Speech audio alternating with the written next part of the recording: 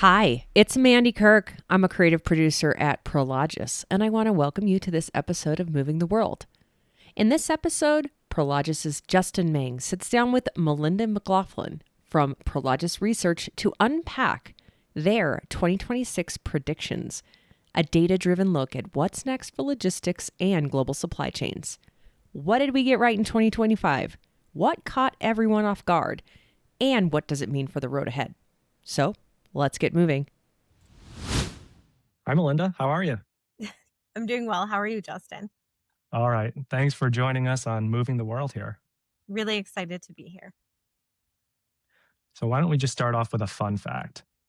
On a daily basis, I'm just imagining that you're pouring through data, ingesting it, putting it through models, talking to the field teams, and just out there talking to our customers and our investors.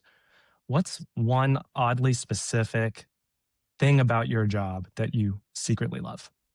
That I secretly love. Ooh, that's a really great question. I love to go into an operational warehouse. I love to see the equipment. I love to see it moving around. I've been in warehouses for Amazon. Hot Topic was very interesting. Lots of Simpsons figurines and odd stuff. And see, how the people work in there, right? I went into one warehouse where every station had like a famous singer or songwriter. So it was like the Prince station, the Madonna station. It was so fun just to see how people take their job, which is moving goods around the world, throwback title of the podcast, and make it fun, make it a place that they love going every day. So that's really my favorite thing. I would say I get to do that very few other people do. That's amazing. All right. Well, I know our listeners want to hear about your predictions for 26 and beyond, but I guess before we get to that, we're still in 2025 here, and it's been a year. Right? We've got Feels like 5 years tariffs, into one, right? tariffs, geopolitical tensions, and trade and everything going on. Clearly, those were curveballs for the year. Just talk a little bit about how that affected the landscape for our industry and how it influenced your calls for last year and what we got right, what we got wrong. Absolutely. So doing the look back, in October, November every year is one of my favorite parts of this series that we do. And I would say what was really surprising about 2025 was how little some of the surprises that came up through the year affected the things we predicted a year ago. So April 2nd was as much a surprise to us as it was everyone else. Certainly we knew some form of tariff and trade policy changes were coming. But I think the scale, the speed, there were a lot of surprises in there. But at the end of the day, we still got roughly 6 out of 7 right. And so I think this really speaks to, things do move a little slower and for different reasons in the supply chain than when you compare it to other parts of the economy. So I think the things that we saw happening last year more or less played out as expected despite all the road bumps. And that was a big surprise for us. Sure. So I guess as you think about that and you think about just how resilient the business has been, what's, I guess, the biggest myth that might have been busted this year based on how everything unfolded? Absolutely. I think that, you already hit on it. It's really the stability and the fact that this industry continued to grow despite kind of the challenges, the uncertainty, all the curveballs thrown in the direction of supply chain operators around the world. A lot of it has to do with the resilience of the customer base. And I think this is, a kind of throwback lesson from 2020 and the COVID pandemic, which is how essential the goods that flow through these warehouses are. So we did, quite a few deep dives after April 2nd and really trying to understand anyway, to a deeper level, not just who's in the warehouse. We know who, the industry, the type of activities they're doing in that warehouse. We've been tracking for a really long time. But when it kind of a step further, really, what are they sourcing? How has their sourcing changed over time? How is their, kind of import profile changed? And I think we found, first of all, there was a bigger proportion of domestically sourced goods flowing through these warehouses than perhaps we had appreciated before the deep dive. So segments like food and beverage, some of these fast moving consumer products that take up, a big portion of especially the US footprint, but also around the world, they tend to be very domestically produced. Again, because we're buying these every day, you really want them to be close to the populations that are ultimately, the homes and businesses they're ultimately going to land.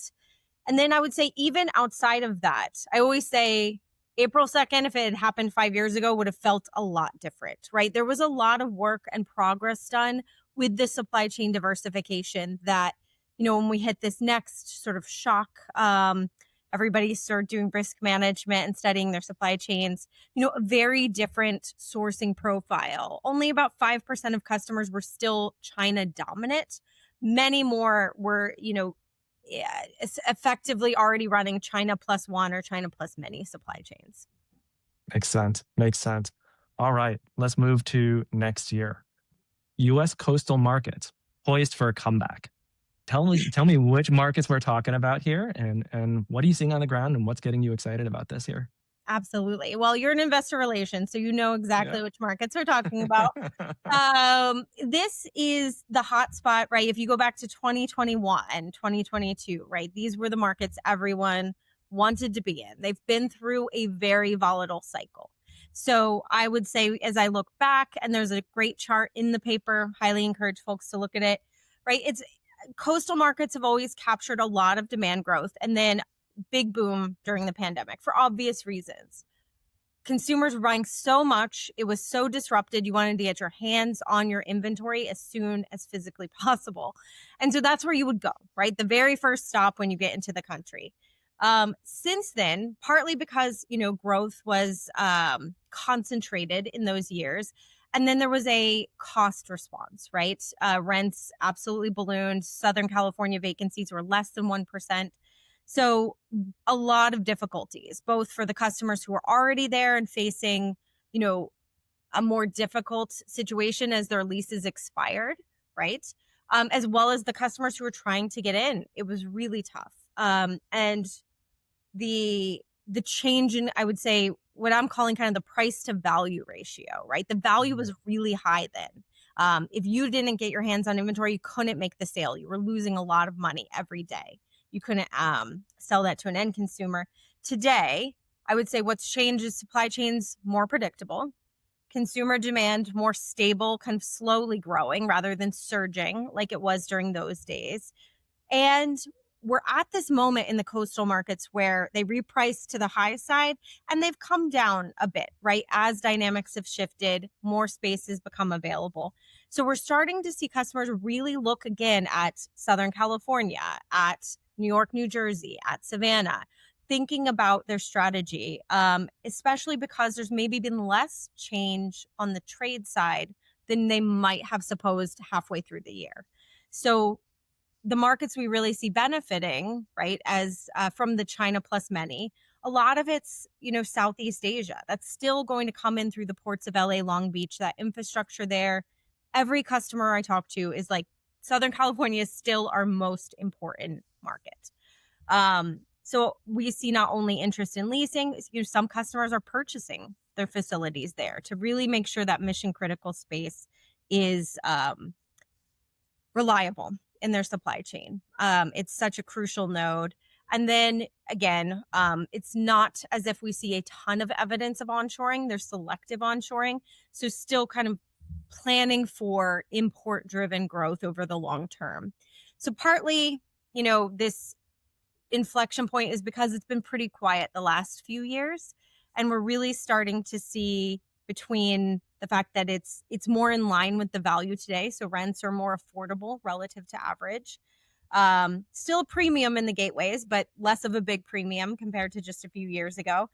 And the long-term planning. So looking through the noise, having a better sense of at least the range of outcomes has narrowed compared with, those immediate weeks after April 2nd. I think that combination is really spelling a lot more tours, proposal activities, and leases being signed in these coastal gateways. We try to do these trends where we're just starting to see the very early evidence and envisioning the way it's going to play out. So that's really what's underscoring the coastal gateway shift in sentiment. That's really interesting. I guess if you were to pick that apart a little bit further, what would get you concerned? What would be the signpost that the recovery is not around the corner here for absorption in these markets? Hmm. Wow, that's a really great question. I mean, certainly looking in our proprietary data tends to be pretty sequential. Proposal Mhm. pipeline builds, it either continues to build or the deals that get signed come out of the pipeline and the same number of deals go in, right? So it stabilizes at a high level. Where, I think we're positioned right now is that there's a lot of activity from the customers whose sales have continued to grow. So we talked about the essential businesses, especially e-commerce, some structurally driven demand, so data center components, things like that. But still pretty concentrated if you think about the broader universe. What I'd like to see, especially for upside potential, is more of those small and mid-size customers. Now, they Yeah. tend to be hit a little harder when interest rates are high. And even though folks who've been in this business a lot longer than me don't think interest rates are particularly high right now compared to what they've seen in the 70s and 80s, it still feels that way for many businesses relative to where we used to be. So interest Yeah. rates are high. Confidence can be a little tougher when you don't have, I would say, the big resources at your disposal of some of our larger customers. So I'm looking for a breadth, right, to really start to kick in, especially for these coastal gateways, because they really are some of the most dynamic locations in that, yes, of course, the name brands we all know and love are there, but also your mom and pops, import export businesses. They're serving the local markets. And you really want to see sort of every piece of that segmentation be in their front foot. And we're not quite there, but we're approaching that inflection point. Yeah.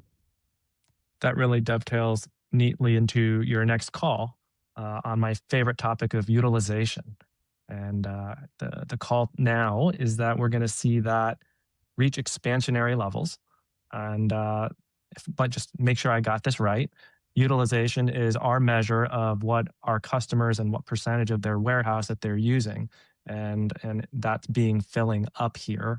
Um, Number one, do I have that right? And number two, what gets you excited and confident about this particular call? Absolutely. I think you got it right. I'll provide just a little bit more detail, which is we survey, 12,000 spaces, and we're asking, it's going to the folks walking the warehouse. So really looking around, how much of your space are you using? So as on the ground as we can possibly be. We get a pretty good response rate, roughly 500 responses a month. So it's a statistically significant sample. And the question we ask is basically, what proportion of that space are you using? In the expansionary times, which in the US is like 2% GDP growth, retail sales at a clip a little bit higher than that, 85.5 is sort of the median level. So somewhere in that 85, 86% range. And we've been hovering below that. So sometimes, I always say there's sometimes good low utilization, which is we're sold out, right? Business is so good. We're not using much space because we're in the restocking phase. So if we look back to 2021, absolutely good low utilization. Then there's mixed low utilization. That usually corresponds with increased sublease space. That's saying there's a little bit of shadow space. Whatever we signed up for footprint wise, maybe we're not fully utilizing it. And so this is something that after kind of the inventory swings of the past few years, we saw this little bit of drag, a little bit of extra shadow space out there. So 84.5% rather than 85 to 86. In 2025 particularly, we had seen that start to get eroded. And we heard from customers, right? We're working through that excess space. The same customers that might have said a year ago, we have 20%, now they have 5%, so really trying to triangulate lots of different data to explain. Now, what's odd about 2025, of course, is we had weird inventory patterns this year because of tariffs, because of front loading. So we saw a lot of that pulled forward, an absolute spike in utilization, and came back down. What we're effectively thinking about for 2026 is more of a back to normal. So we've been through the tariff gyrations. Again, the range of outcomes are narrowing, and we'll get back to normal seasonality that our customers can plan for. And with sort of more evidence that maybe the worst case outcome for the economy is not going to play through. We've got some consumer and business stimulus coming in the first half of the year related to the tax bill that was signed this year. And we've got the prospect of lower interest rates, right? It's all kind of coming to a head.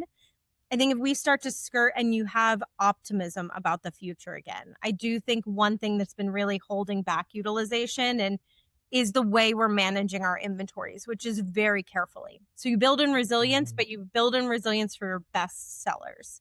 So you buy more of the thing you know you're going to sell rather than sort of what we were seeing during COVID, which was more of everything, right? 40% more of everything. Today, it's, 5 or 10% more of the things we're really confident in because of that caution, right? So when we see the caution go away, and I think, about mid-year, there should be enough evidence at that point to start to see that fade. We're going to see inventory carry normalize, more normal inventory patterns as far as imports, stocking, the way you run your operations. And again, we're a bigger breadth, right? So more customers growing into their space kind of more evenly. Where today, again, we're hearing that from more and more customers every day, but in segments, in waves. Yeah, I think there's a broad appreciation that e-commerce has been a big part of what's driven demand for logistics real estate over the years. And I think everyone understands that it continues to be a very important part of that picture. Maybe the questions in and around it go to, well, for how long and for how strong? And there's a lot of questions around efficiencies. And is that just going to drive the need for less space over time? And so I hate to answer questions with questions, but I suppose I might kick it back to you. Why do we feel so strongly that e-commerce penetration is going to continue, and perhaps the 3 times multiplier and things of that sort in terms of how much space e-commerce needs relative to brick and mortar, how that'll hold up over time? Yeah. It's a great, question that we spend a lot of time getting very confident on. So firstly, we've been doing this 3x multiplier study since 2015, so 10 years. And I am surprised actually that it hasn't come down. One would think with most businesses, you invest early and then you grow into it and there are efficiencies. And I think that really speaks to the fact that there's still growth areas in e-commerce. So look at the last couple of years and the discount space. So we had Shein, Temu, Amazon Haul now. That was a place where, I would say in the very high value oriented consumer space, it was still dominated by in-store, dollar store type retail and hadn't really gone over to the e-commerce space. And with that business model innovation, we really started to see adoption. Now, today we've got the de minimis tariff exemption has been eliminated. So business models are shifting again, but that segment is still a source of strength for players that can adapt. If you think about grocery, I think that's still another area where it's growing. Furniture, home goods, it's still, a lot of growth out there. And then we already talked about internationally, of course. A lot of those international e-commerce players are looking to those markets where, again, not as much is being sold online as you would expect, given its consumer value proposition, right? It's very convenient. You can get, I always say the time where I appreciate e-commerce the most is around Halloween. If you need like a very specific color of sash, if you need, there's no way you're going to start driving around town. You're going to go online and you can find almost anything. Maybe not a roomie costume this year, but almost anything, right? And so I think that it's still basically a growth business being invested into because consumers want it and because we're not quite there yet with the value ultimately that's going to be tapped into via this modality to the end consumer. Understood. All right. Great. Well, why don't we kick it over to topics that go beyond 2026 and some bigger picture, longer arc questions here. The phrase "power ready" keeps coming up. And I think the question, really here is, has something changed, right? Is this no longer just about location? Is there a question in and around power? And how does that influence everything that we're thinking about going forward? Justin, I I love this topic. I love it because it's only partly solved. So I'm going to be honest right at the beginning.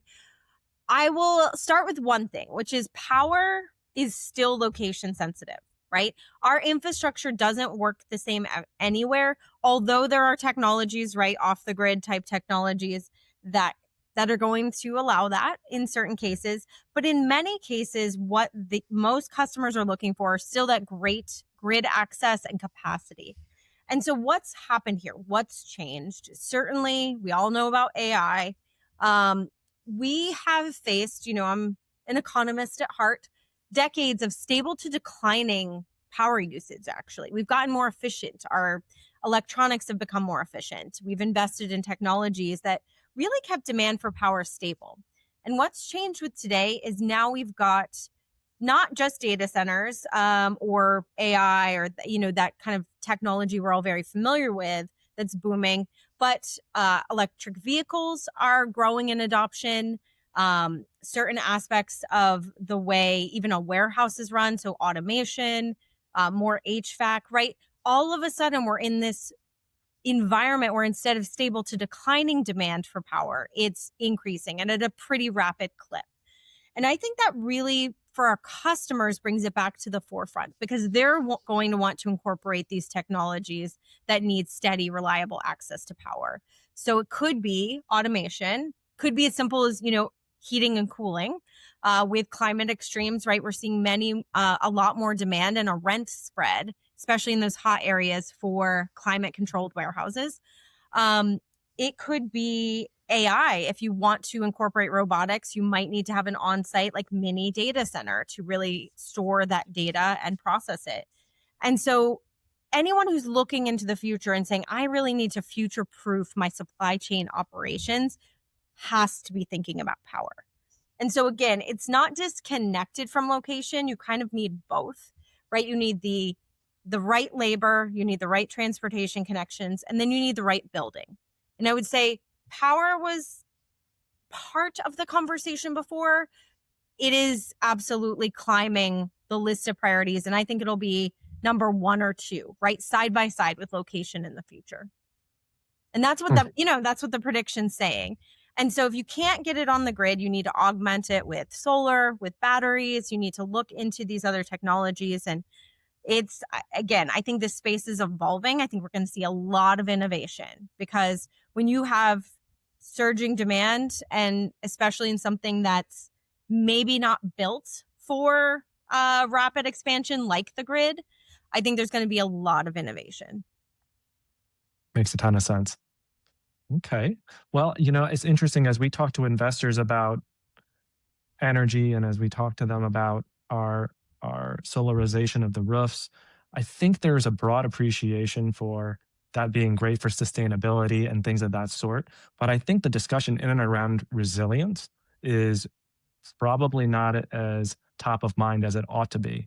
And as you go around the world, this has different implications for our customers being able to keep their operations going, in addition to just being the right thing to do for the environment. So, all right. You've got a very bold trucking call. Super excited to talk about this. Calling for a reduction in capacity and how that might influence supply chain decision making. Just tell me about that. Absolutely. This is an area where I nerd out. Probably most people don't. But really understanding all the different interconnections of the supply chain. So the transportation modality space has definitely seen a lot of change recently.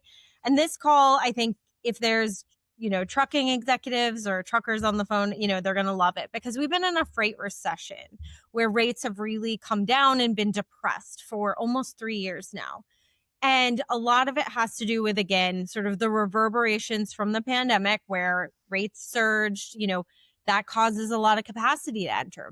People start their own trucking business, right? Buy a truck, write off that CapEx. And really one thing we've seen that was unique to the cycles is there wasn't as much responsiveness when rates fell, right? More people stayed in the business, kind of tried to hold on and outlast it. There are a few things coming together now. One, just time, right? so long with the underutilization maybe of that capacity, and you're going to start to see folks exit the business. Higher interest rates play a part in that, right? It does increase sort of your cost of running the business, especially if, again, you're not at full capacity and you're not getting the rates you maybe had originally intended. And then there's some, again, very, trying to think of another word for nerdy, but regulations at play. So there was a new sort of English language requirement, things like that. And that is forcing some out of the business, right? So these new hurdles you kind of have to jump through to be able to operate. What we're seeing essentially is the number of carriers decline at a stable to perhaps accelerating pace, again, depending on the market. Now, at the same time, because the supply chain has become more stable and there's been a little less urgency to moving goods around the country. A lot of this has to do with you. If you're front loading your holiday goods in April, you're not that keen to get them to the store for many months, right? So we've seen this shift, especially for international containers that come in through the ports. More are going out of the ports on rail via intermodal than had previously been common. So if you think about it this way, a just-in-time supply chain, you need that transportation side to work quickly and like clockwork, right? You're so thin every stage, you're really counting on everything to move forward in a very orchestrated, a very predictable, and a very efficient way. When you have high urgency and just in time, you're doing that, but with a lot more, just in case, you're doing the same thing, but with a lot more goods. Now, when you have less urgency, you can plan ahead, right? That's where you're going to see the slower modes of travel or transportation being used. So rail generally takes 5 days, roughly, longer to make the same trip. It is more subject to delays, although I will say service levels have been improving. So kuda, good on you, rail companies. You've invested in that, and I think it's become a bit more reliable. But there are still choke points, right? You think about all the highways we have, all the options. You can use Waze, navigate around it. You can't do that on rail. If there's, a tree falls down, if you get a backlog, all of a sudden you don't have your goods in time for Christmas or whatever it might be. And so as we look forward, we're getting out of this dynamic of front loading for tariffs, right? It's becoming more, a stable, ingrained cost of the business as those deals are settled, those rates are settled. And inventory costs, with interest rates have sort of remained high. So I think we're going to see more efficiency pulled in and more of a gravitation toward just in time. Now, it might not be a full reversion to the way we had it before. Certainly the world is less predictable. That same strategy, I think, that we saw in 2025, where it's like take your winning items and make sure you have plenty of those, I think could persist. But as we start to see more and more optimism, more planning for growth, and sort of that pressure with inventory costs still remaining high, I think we're going to see more of this just-in-time type movement, which is going to shift that volume onto trucks from rail, right? And then when you take that the next step further, right, we know 50%-ish and more, again, it sort of depends on your business model, is transportation costs when we think about the total supply chain costs. And as those go up, I think customers naturally are going to look for efficiencies. In the past, that has led to really investing in that real estate, holding your inventory close to end consumers, because you want to minimize those last mile van trips, right? The most costly.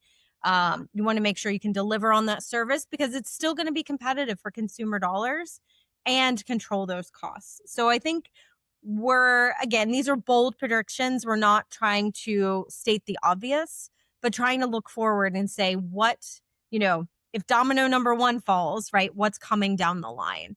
And I think we'll start to see a world that looks a little bit more like pre-pandemic naturally, as we get sort of a bigger focus on speed and less, I would say, not inventory games, but, outside forces changing the way you try to manage your inventories. Outstanding. All right, Melinda, I have kept you busy here for quite some time now. I got a closing signature question for you. what is a statistic or figure that you've come across recently that really surprised you or stood out? I love this question, but Justin, you are talking to a head of research, so there's no way I'm going to give you just one. I was recently at the ULI fall meeting, which we had in San Francisco, where Prologis headquarters is located. And one thing that really stood out to me was a lot of the numbers I heard about the resurgence of our tech markets. So I think this kind of goes back to our coastal discussion again. But you know, I've obviously been tracking AI, as I'm sure many of our listeners have. One number there is, you know, the run rate of investment here is 350 to 400 billion a year, right? From those big hyperscalers and some of the related companies. In San Francisco now, about 35% of office leasing is now to AI related companies. In San Francisco and Seattle, I was hearing about double-digit multifamily rent increases, which if you've been tracking this market, we've had pretty flat since 2019. And I had a very interesting conversation with our neighbor at the Ferry Building, where they said this year in 2025, they're going to have 11 million visitors, which their prior to the pandemic peak was 10 million. So we're back above, everybody, the death of San Francisco, the doom loop, it's over, right? We're back at it. And I really think there's some really great green shoots in our tech markets. So sorry for throwing like 5 numbers at you instead of 1, but I think all reinforces the story of something we're hearing that's another sort of leading edge trend. Amazing. Well, Melinda, thank you so much. These are bold predictions. Can't wait to see how it all plays out. And maybe we'll do it again next year. Love to. Thank you. Well, that's a wrap on this episode. Big thank you to Justin Meng and Melinda McLaughlin for your informative discussion. For more insights, like and subscribe wherever you get your podcasts. In the meantime, keep on moving.